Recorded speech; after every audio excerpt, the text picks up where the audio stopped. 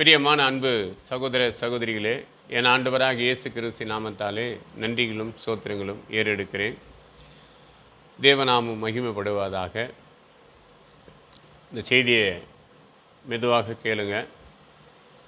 நீங்கள் அதை போட்டுட்டு இது நேரம் ஆச்சுன்னு விட்டுறாதீங்க. கர்த்தர் நிச்சயமாக உங்களோடு பேசுவாராக.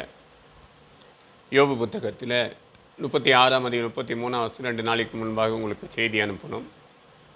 தேவனுடைய காரியத்தை ஆடு மாடுகளுக்கு அறிவிப்பேன் என்று ஒரு செய்தியை பகிர்ந்து கொள்ளும் போது, சில மனிதர்கள் பேசுவது சரியில்லை, செய்வது சரியில்லை என்று சொன்னால் முதலாக தேவன் தன் உள்ளத்தில் உணர்த்தி வெளிப்படுத்துவார் தவறு என்று சொல்லி.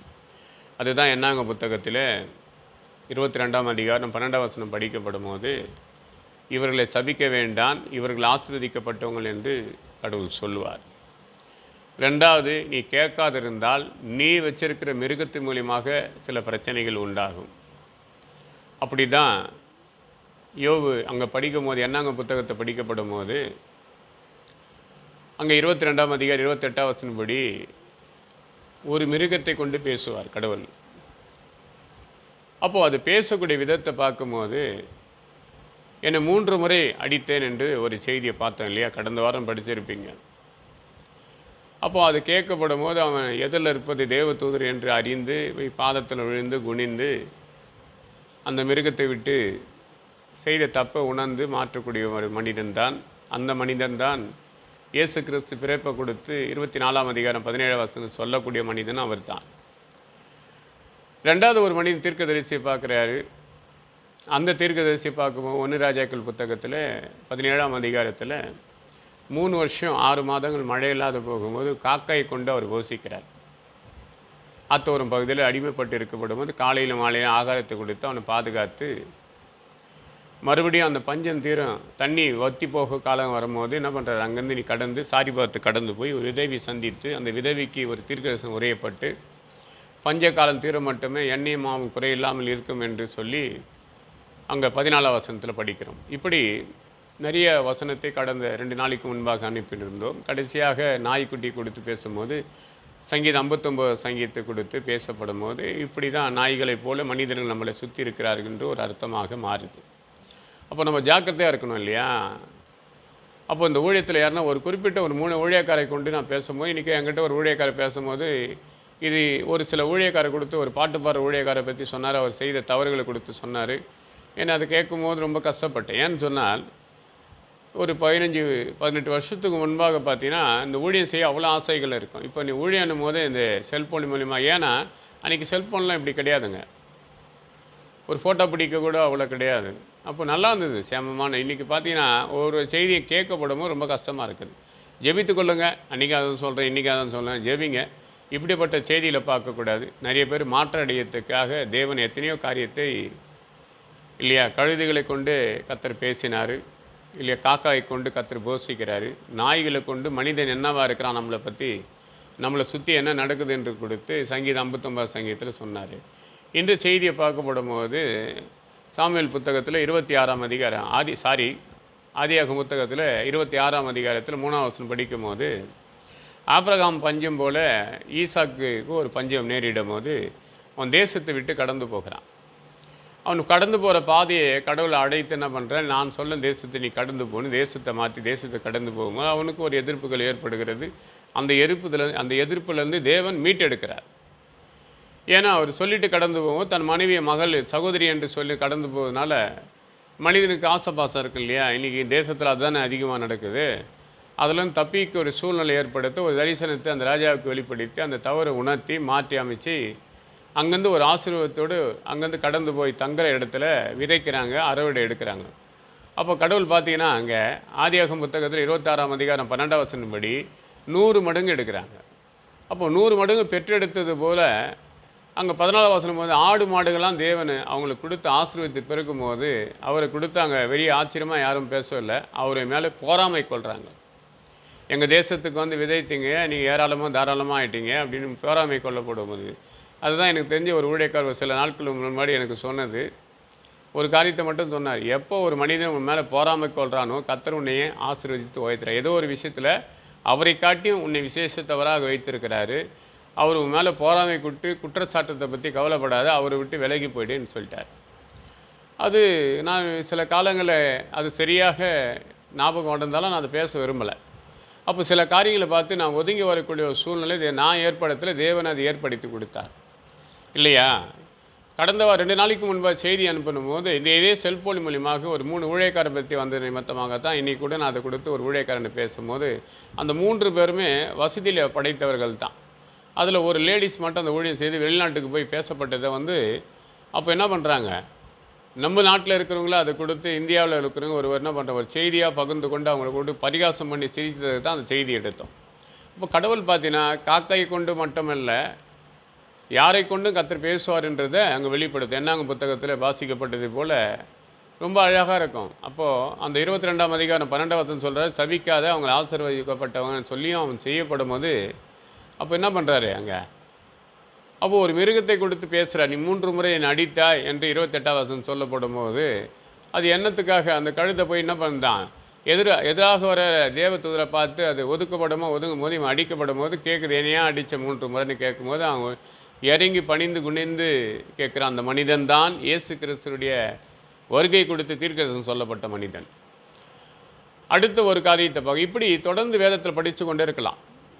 ஒரு மிருகத்தை கொடுத்து பேசுவது, ஒரு நாய்கள் கொடுத்து பேசும்போது மனிதன் நமக்கு அப்படி தான் ஆபிரகாம் காலத்தில் நடக்கப்பட்ட ஒரு விஷயம் கூட. வளர்ச்சி அடைந்த பிற்பாடு போராமை கொள்வாங்க. நல்லா பாருங்கள், நம்ம வளர்ச்சி அடையும் போது தான் நம்மளை கொடுத்து அநேக போராமை வரும்.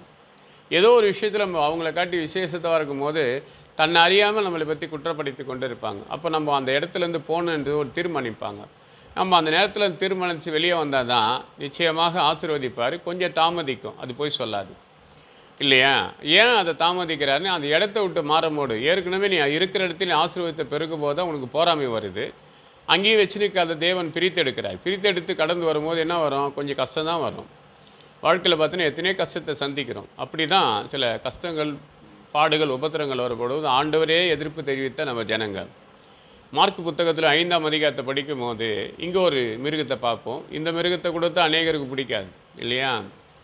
இதே மிருகத்தை கொடுத்து நிறைய எனக்கு தெரிஞ்ச காலகட்டத்தில் மனுஷனே அதை சாப்பிட்டாங்க இல்லையா? எங்கள் வீட்டுக்கு சென்னை பட்டத்தில் நாங்கள் வீடு இருக்கிற காலத்தில் அங்கே பார்த்தீங்கன்னா ஒரு போதகர் தங்கின ஸ்தலம் அது இல்லையா? இப்போ ஆட்சியில் பார்த்தீங்கன்னா அநேக போதகர் இருப்பாங்க. அவங்களுக்கு ஒரு வித்தியாசமான இங்கே ஃபாஸ்ட்டுன்னுவாங்க, அங்கே ஒவ்வொரு இதுக்கு ஒரு வித்தியாசத்தை வச்சுருப்பாங்க. அப்போ அவர் தங்கின ஸ்தலத்தில் பார்த்தீங்கன்னா அங்கே ஒரு பன்றி குட்டியை வளர்த்தார். அவர் பார்த்தீங்கன்னா வருஷத்துக்கு ஒரு முறை அதை அடுத்து என்ன பண்ணுவாங்க, எல்லாரும் ஆகத்தை பகிர்ந்து கொள்ளுவாங்க. இங்கே அதுதான் நடந்தது.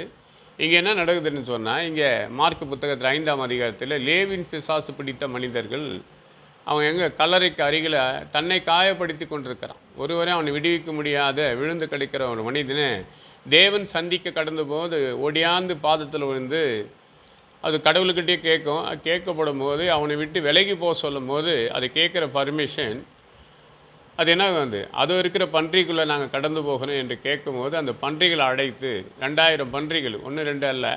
அப்போ எத்தனை பிசாசு இருக்குதுப்பா, லேவின் பிசாசு ஏராளமான பிசாசு, அத்தனை விசுவாசம் அந்த பன்றிக்குள்ளே போகக்கூடிய கட்டளையிடுறாரு.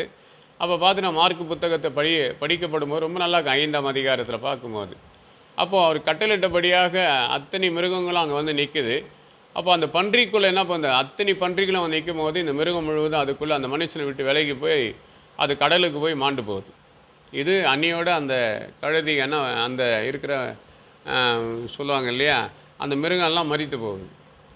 அப்போ அந்த பன்றியெல்லாம் மரித்து போகப்படும் போது இன்னி வரைக்கும் பன்றிகளை பார்த்தா இது எதிரில் வந்தால் பிசாசு வந்ததுன்னு சொல்லுவாங்க இல்லையா? அன்றைக்கி இருந்த பன்றி செத்து போச்சு, பிடிச்சது செத்துது போச்சு, அவ்வளோதான். இன்றைக்கும் ஒரு பன்றி மலை ஒருத்தர் வண்டி ஓட்டிட்டா அந்த ஐயோ பன்றி மலை ஏற்றின வண்டி இது, இந்த பன்றி மலை ஏற்றின வண்டி நான் தொடக்கூடாது அப்படின்வாங்க இல்லையா? அப்போ சாப்பிட்ற மனுஷெல்லாம் பார்த்தீங்கன்னா உலகத்தில் அநேகர் அதை சாப்பிடுவாங்க. ஒரு சிலருக்கு பிடிக்காது, ஏன்னா அது ஓவர் கோல்டுன்றதுனால. எனக்கு மற்றவங்களுக்கு என்னன்னு தெரியாது. அப்போது நிறைய காரியத்தை கொடுத்து பார்க்கப்படும் போது வேதத்தில் நிறைய விஷயங்கள் நம்ம கற்றுக் கொடுத்தார். நிறைய பன்றிகளை கொண்டே மனுஷனை விடுவித்திருக்கிறார். ஒரு இடத்துல மனுஷனுடைய தவறுகளை மற்ற சுற்றி காட்டுவதை பன்றிகளை நாய்களை போல் பேசுவான்ட்டு சங்கீதம் 59 வாசிக்கிறோம். இங்கே மார்க் 5ஆம் அதிகாரத்தை படிக்கப்படும் போது 12ஆம் வசனத்தில் அந்த பன்றிக்கு அதிகாரிலாம் என்ன சொல்லலாம், இயேசு கிறிஸ்துவரே அந்த கிராமத்தில் இருக்காதபடி கடந்து போக சொல்லி கட்டளையிடுவாங்க. நல்லது செய்ய வந்த கடவுளை என்ன பண்ணுறாங்க, இங்கே இருக்காதீங்க, நீ கடந்து போகும்போது அந்த பிசாசு பிடித்த மனிதன் நான் என்ன பண்ண, நீ போயிட்டு என்ன பண்ணுற, உங்கள் சொந்தக்காரர்கிட்ட போய் சொல்லி இயேசு செய்த அற்புதத்தைன்ட்டு கடந்து போகிறார். அப்படிப்பட்ட மனிதர்கள் தான். அப்போது இந்த மிருக ஜீவத்தை நம்ம தப்பு தப்பாக கணக்கு போட்டு ஒவ்வொரு வித்தியாசமான செயலில் ஒரு தேசத்தில் ஒரு வித்தியாசம், இதே மிருகத்தை ஒரு தேசத்தில் பண்ண அவங்க நல்லா சாப்பிடுவாங்க. இந்த இதுக்கு முன்பாடி சொல்ல ஒரு நாய்க்குட்டியை பார்த்தா அது கடவுளாக வணங்குவாங்க அங்கே. அப்போது ஒவ்வொரு வித்தியாசமாக பார்ப்பாங்க. ஒவ்வொரு மிருகத்தை வணங்கக்கூடியவங்க இருக்கிறாங்க, எடுக்கக்கூடியவங்க இருக்கிற அது ஆகாரத்தை. ஆனால் உண்டாக்கின ஆண்டவருக்கு தெரியும் எல்லாமே. அப்போ தன் படைத்ததெல்லாம் நன்மைக்காக தான் தேவன் படைத்திருக்கிறார் தவிர, இது ஏன் அது உங்களுக்கு சுற்றி காட்டினா, மிருகத்தை கொண்டு மனிதனை விடுவிக்கிறாரு. அப்போ மனிதனுடைய தவறுகளெல்லாம் எப்படியெல்லாம் உணர்த்துறாருன்னா, முதல்ல பார்த்தினா ஒரு கழுதியை கொடுத்து ஒரு மனிதனை உணர்த்தி மாற்றுறாரு இல்லையா? ஒரு பறவையை கொண்டு ஒரு மனிதனுக்கு ஆகாரம் கொடுத்து காப்பாற்றுறாரு. ஒரு இடத்துல பார்த்தினா இங்கே பன்றிகளை கொண்டு இங்கே அநேகரால் கைவிடப்பட்டவன் கட்டப்பட்டவன் ஒரு பார்த்தினா அங்கே எப்போதுமே கல்றையாண்டே இருந்தவனை ஒருத்தனை அழைத்து அவனுடைய பொல்லாதாவி அவனை விட்டு விலக்கி அதை அனுபவத்துக்கோடு கேட்ட அந்த பன்றிகளுக்குள்ளே அனுப்பி அதை கடலுக்குள்ளே போய் மாண்டு போய் மரித்து போகுது. அவன் விடுதலையாக்கப்படுறான், அவன் கடந்து போகிறான். இத்தனை நன்மை ஆண்டவர் செய்வார். நம்ம வாழ்க்கையில் என்ன அர்ப்பணிக்காதுக்கிறேன்? இப்போ நல்லா யோசித்து பாருங்கள். எத்தனையோ பிசாசுகளில் அகப்பட்டிருந்த நீங்கள் கடவுள் உங்களை விடுவித்தார். எத்தனையோ காரியம் பேசிக்கொண்டே போகலாம். மணி ஆகி போச்சு, மணி 1:30 மணி ஆகுது இல்லை, இப்போ 1:45 மணி ஆகுது. பேசிக்கொண்டே போகலாம். நிறைய மிருகத்தை கொடுத்து எடுக்கணுன்னா கூட எடுத்துக்கொண்டே இருக்கலாம். வேறு என்ன இருக்குதுங்க? நான் கேட்டது தெய்வன் எனக்கு கொடுத்துட்டார் இல்லையா? என் சரீரத்தை சுகத்தை கேட்குறேன், இன்னும் பூர்ணமான சுகத்தை கொடுத்தா நிறைய செய்தி எடுத்துக்கொண்டு பல தேசத்துக்கு கூட கடந்து போய் செய்திகள் கொடுக்க கூட நான் கடந்து போவேன். எனக்கு தேவை ஆத்தும ஆதாயம் பண்ணணும், அவ்வளோதான். வளர்ச்சி அடையணும். இனி வருத்தப்பட்டோ வேதனைப்பட்டு எதுக்காக நம்ம பயணித்து எந்த அன்புக்கும் அரவணைப்பது பார்த்தோம். அநேக அன்பை விட்டு இந்த போல் பிசாசு பிடியில் அகப்பட்டு கிடக்கிற அநேக ஜாதியாரும் மக்களையும் போய் பார்த்து இயேசு என்ற இரட்சகரை கொடுத்து அந்த மேசியை கொடுத்து நம்ம சொல்லி அவங்களை மனம் திரும்பி கொண்டு வந்து பிதா குமாரன் பரிசுத்த நாமத்தை ஞானஸ்தானம் கொடுத்தால் தேவனுக்கு அது பிரியமாக கேட்குற உமக்கு அப்படி ஒரு சித்தம் இருந்தால் ஜெபிங்க. தேசத்துக்காக ஜெபம் பண்ணுங்க, அருகில் இருக்கிற மக்களுக்காக ஜெபம் பண்ணுங்க, நீங்கள் இருக்கிற தெருவில் இருக்கிற ஜனத்துக்காக ஜெபம் பண்ணி பாருங்கள், உங்கள் சபையாருக்கு ஜெபம் பண்ணி பாருங்கள். என் சபையிலே இப்படிப்பட்ட பிரச்சனை வருதுன்னு சொல்லி எனக்கு எங்கள் மகன் என்னை கேட்டாங்க, என்னப்பா சபையில் நிறைய ஜனங்க கண்டித்தான சுவிசேஷத்தை கேட்க எந்த ஜனம் நிற்காதுங்க. சரியான சத்தியம் உள்ள நுழைப்போது நிரம்பி வழியும். அப்போ நிரம்பி வழிப்படுமா நம்ம சொல்ல முடியுமா? ஏன்னா நிரம்பி வாழின சபைகள் அது ஒரு தீர்க்கதரிசி வந்தார். நான் அதுதான் சொல்லுவேன், தீர்க்கதரிசி இல்லைன்னு சொல்ல கண்டிப்பாக இருக்கிறாங்க. அவர் சொன்னால் இப்போ இருக்கிற ஒரு ஜனம் இருக்க மாட்டாங்க, வேறு ஒரு ஜனம் தான் அந்த சபைக்கு வருவாங்கன்னு சொன்னார். அவர் சொல்லி கடைசியாக இந்த ஆண்டோடு கடைசியாக ஒரு மகன் இருந்தான், அவனும் சபையை விட்டு நின்றான். இனி கொடுக்க போதெல்லாம் புதிய புதிய ஆட்களை கத்தர் கொடுப்பார், புதிய புதிய காரியம் நடக்கும். கத்தர் உங்களையும் ஆசீர்வதிப்பார், பேசுகிற என்னையும் ஆசீர்வதிப்பார். காரணம் என்னடா, நான் பேசுவது நான் அல்ல, பரிசுத்த ஆவியானவர். அவர் பேசப்பட்டார்னா என்னை உயர்த்த போகிறார் அர்த்தம். நான் நினைப்பதற்கும் வேண்டிக் கொள்வதற்கும் எனக்கு செய்வதைப் போல் கேட்குற உனக்கும் செய்வார். கர்த்தர் உங்களை மேலும் மேலும் ஆசீர்வதிப்பாராக. ஆமேன், ஆமேன், ஆமேன்.